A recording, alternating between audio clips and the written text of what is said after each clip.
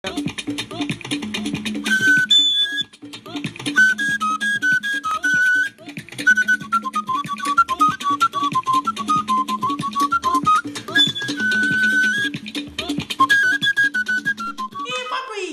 ndị ọma, Igbo nwe m na ndị nje egoli ka ekonomi ndị be anyị ka ekụpụ stata melụ mgbede ọma nọ unu azụkwa ọfụma ka ndị be gị melụ nnọọ ụmụnne m daalụ nọ. Thanks for stopping by. Ọ ka bụkwa donu nwaanyị Ngozi Mmadụ, onye nta akụkọ gị n'Igbo Amaka TV.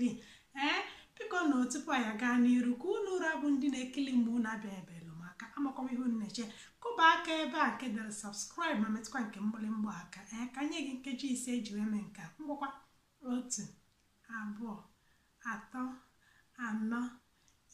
5 daalụ. Thanks for subscribing. Ngwakwa na ndị be anyị ka anyị kọọ n'ubi onye anyị bịara.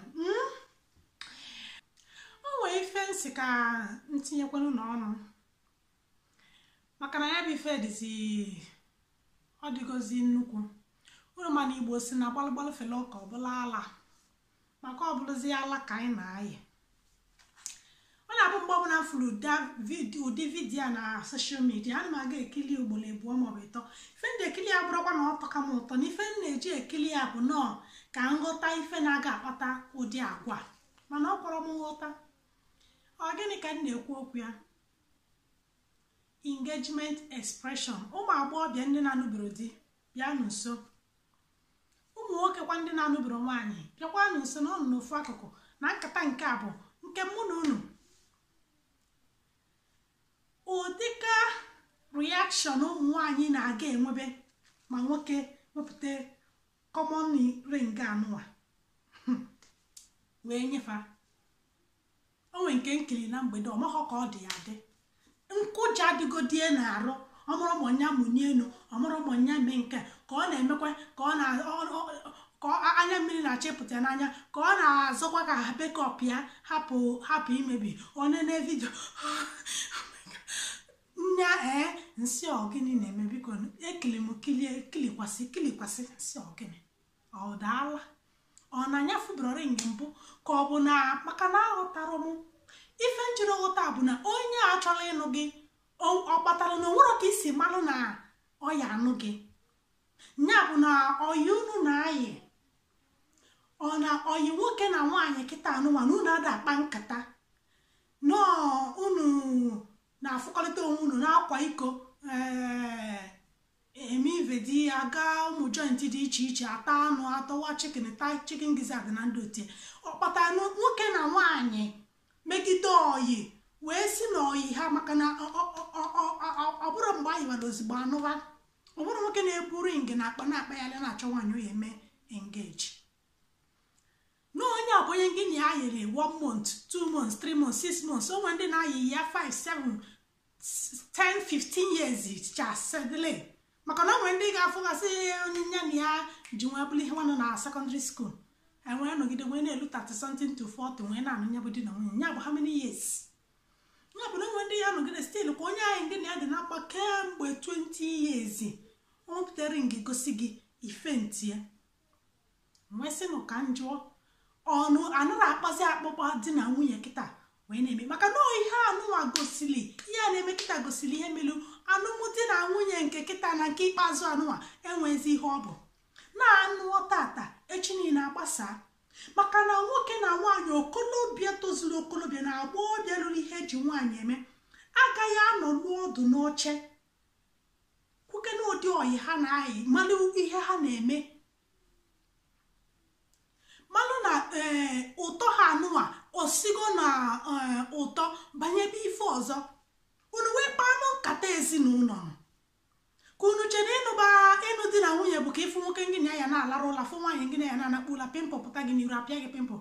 Nwoke ijesi nata ego ifu ya ekunyelu gị mmiri iji awụ arụ nye gị nna ilie mbọsị ụka unu eyiri yunifọm jee ụka unu nata unu eje invent. Unu chere onye a bụ ịnụ di na nwunye? Nya bụ na unu yigide oyi ya na onwere ozi oge unu ya anọ ka ọ bụ ọ na-afta that engagement ka unu ya eji wee bidozi kpaba nkata maka iwube ezinụlọ unu. nga bụrụ na nna anọkọta na-akpa nkata ka unu na-aya nya bụ ọyị eme girlfriend and boyfriend a unu ada akpa nkata maka ezinụlọ ka ụdị ezinụlọ unu chọrọ. Ị marakwanụ ma obi gị na nwaanyị a maọbụ obi gị na nwoke a mamele gịnị ma ọ bụ ofu. Ị marakwanụ ma ihe ị chọrọ n'ihe nwoke a chọrọ ọ bụ gịnị ọ bụ ofu. Ị marakwanụ ka unu ga-esi wee mee gịnị wee mụta ụmụ na ka unu ga-esi wee zụọ ụmụ a. Obodo ụmụ one ka unu chọrọ. Kedu ka ekọnọmi unu si wee dị ka ọ na-abụ na echi niile unu nụọ dị na nwunye unu eyebe ike mụba nwa mụcha unu mụchụ na na-achọ nwanne nna unu ma nwanne nna unu ya na-eweli iwe na nyerụrụ unu aka zụọ unu maka gịnị na unu akpara akpa mali ka akpa unu ra. Unu akpara akpa mali ebe unu ya chanelụ ego unu akpara akpa mali ụdịka investmenti unu chọrọ. Unu akpara ndụ unu akpa sosi ihe a na plan kịta anụwa bụ engagement, wedding, traditional marriage. A plan si anya wedding ụmụmago ụmụ mmemme anụwa a plan si anya ọgwụgo ịbazi ebe di gị ịmara aka nri ịmara aka ekpe. Nwoke nụrụ nwaanyị ọfụ ọ mara aka nri ọ mara aka ekpe. Ojezejide sokwuru ndị enyi emebi ajụwazie ha ijụwa ese nke jụọ ihe ị kwesịrị ịma maọbụ ọ bụrụ marriage class ịgalụ mgbe ihe akụziri gị otu izu n'izu ụka na-abụ ọ bụla ya bụ ihe ibu n'isi as a matured man na-eje iwube ezinụlọ. Ọ bụrụ marriage class enyere gị 2 weeks bụ ihe ibu n'isi ị ga-eji wee nụba alụmdi na nwunye gị. Nwoke ọbụla kịta anụnwa bụzi location manager. Nwoke nọlụ oge ị ga-eji wee jee echiche ka ị ga-eji wee baalụ onwe gị ulu baalụ generation gị ulu. Ị na-eche na-enwe fantasy ụdịka stunt ị ga-play in the name of engagement. Ijiri oge ị ga-ejide chụba ego kpata ego kpakọba ụbụlụ gị ọnụ malụ ụdịka ebe ị ga-etinye ego gị ụdị ulu ya pụtara gị ya. Ị na-aga ya eli ifu dị mpa ọnọkọta omechie shọpụ ya ọpụta n'etiti mbala ezi n'etiti efifie gbaa osekpulu ana esira nwaanyị onwe ike omeeli ofu ihe emere ọnọkọta ọjọọ ọkọchọrọ ịda ada nwunye nwana ọ bụ nye ya eme ka ọ na-aghọta ya abịa wepụta ringi abịa sị wili mara imi ke nwaanyị na-afụbụrụ ringi ọ bụ dịla ego one ị na-afụbụrụ ringi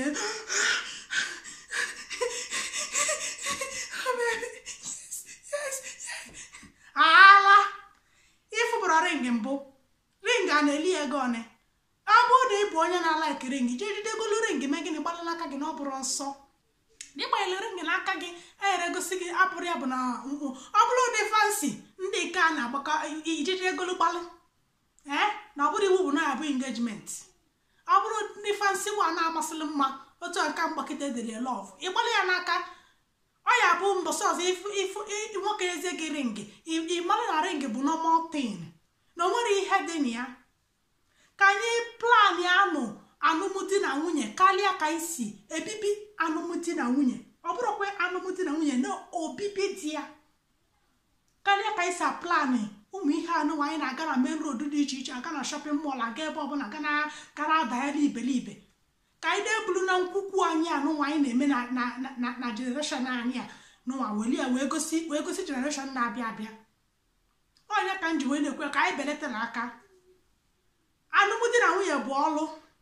Ọ bụrụ na akpara ọka unu malụ ọlụ ọbụrụkwa ọlụ ụmụazị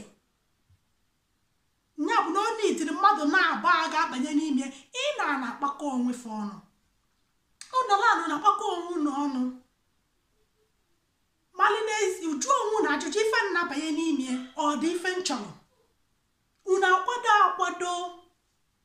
akwado akpakọ fụ na onye a gị na-emekọ ihe na ọ na-eme gịnị na nkata unu na-adaba.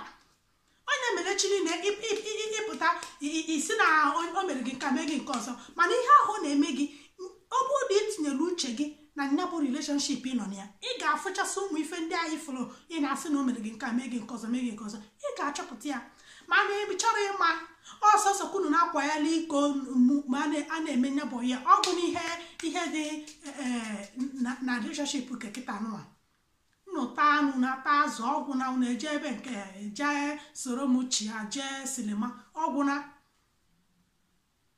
ọ na-aka enwecha m iwe ka amụrụ maka m mesifu ka dimkpa mmadụ dimkpa Igbo ga-esi wee mechie biznes ya pụta n'etiti mbala na-eme yeli nke bụzi nwaanyị ọmarịcha nwaanyị ọ na-emezi ka onye winili lọtrị. hei ka njukeli gị bụ nwaanyị nke na nwoke kedịla onye kwetịzi gị na-amanye elu na a na-anụ ibie ọ nwoke, maka na nke bụ eziokwu bụ na alụmdi na nwunye fịara arụ. nke bụ eziokwu bụ na ọ na-aka afịa nwoke arụ karịa nwaanyị. jee jụọ nwoke na-achọ nwaanyị ese. o nwere ndị na-achọ nwaanyị chọọ nwaanyị 5-10 years. ọ bụrụkwa na fanara eme oyo ụmụ nwaanyị ndị fana ha na-ayị kemgbe 10 years ya, mana fafụbeghị onye nke a tozulu n'ụdị mmadụ ọ chọrọ, onye nke mmụọ ha na-abụ na arapọ, onye nke dị n'ụdị ọ chọrọ. ọ fịara arụ.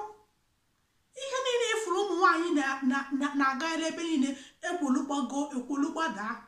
mgbe o luru nwoke na ịchọ nwaanyị, ị malụ na ife niile a na-agaghị eri n'ụzọ abụrụ nwaanyị kafa bụ ya. bụ na nwoke kwesịrị ịdị na-amụni elu na-amụta otu anụnwa unu na-esi amụni ka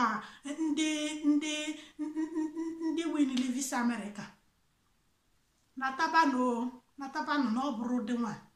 welenu taịm anụ unu ga-eji wee jiji na-eplei ụmụ ihe unu na-eplei si unu na-eme celebrate, unu na-eyi ngeji eme wedin, eme asịkwa m unu eme na wedin nke ọbụla nchọrọ ime, mana minimize the time. welenu taịm a unu ga-eji wee na-akwado ihe ndị unu ga-akwado, wee rie invest ya n'ime oyi a unu na-ayị n'ọlụ na ọdụ kpaa nkata kpaa n'ụdị ezinụlọ unu chọ ọtụ mmadụ n'ụgwọ kịta anụnwa na economic crisis. ka ọ dabụ na-echi niile ị na-ebu iru nwanne nne gị nke nyere ọrụ gị aka, nwanne nna gị nke na gọọmenti haus nwere ihe mere. o nwere asị gị mụọ ụmụ, o nwere asị gị nụọ di maọbụ nụọ nwunye. is your responsibility. That is what adulthood means. Once you become an adult, you become responsible. Once you do her that 18 years, it means responsibility. Chekele jeda jụọ ndị ji ezinụlọ ese ka ịmalụ malego na-ele nni nwa, malego na-ele pampasị, malego na-ebu school fees, malego na-ebe akwa nwa. Ijụọ onwe gị ma ihe ị chọrọ, ihe emenwe ihe dị na ya. ọ bụrụ ifu na onye nke mere jijiji egolori nke ichere nke gị, ị nwere taịm ihe ji kpakọ ndụ gị ọnụ, ị nwere na-achọ lokeshọn ebe ihe a na wee play ye your own stunt n'unu na-eme engagement. ha dị be anyị ọ bụrụ ife niile ndị ọcha fụrụ anyị ha na-eme.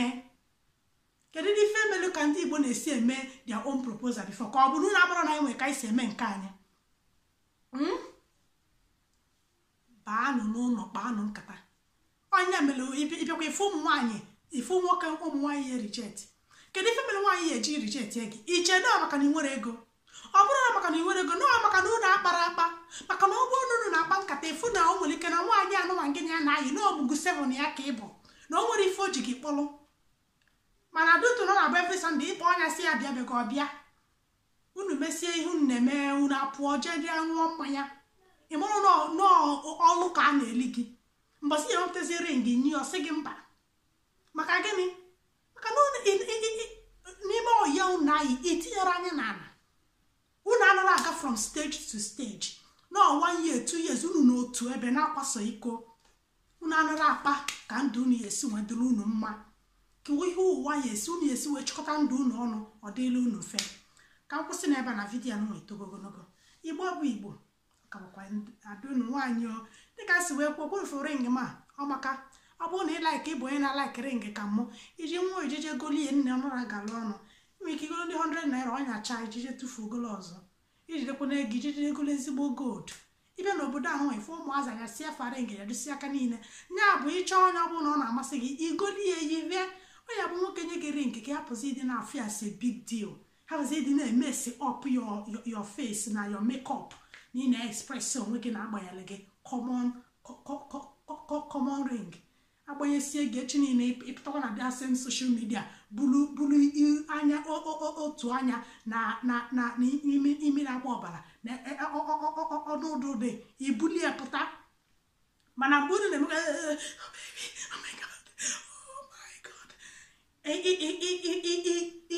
ịmụrụ na echi niile aya kụwa gị anya awa biko nụrụ ka ọ dị na mgbe ọzọ igbo onwe m ka emesịa m ka ịkpazie na agwa maka na akpalagbala fọrọ oke ọ bụla ala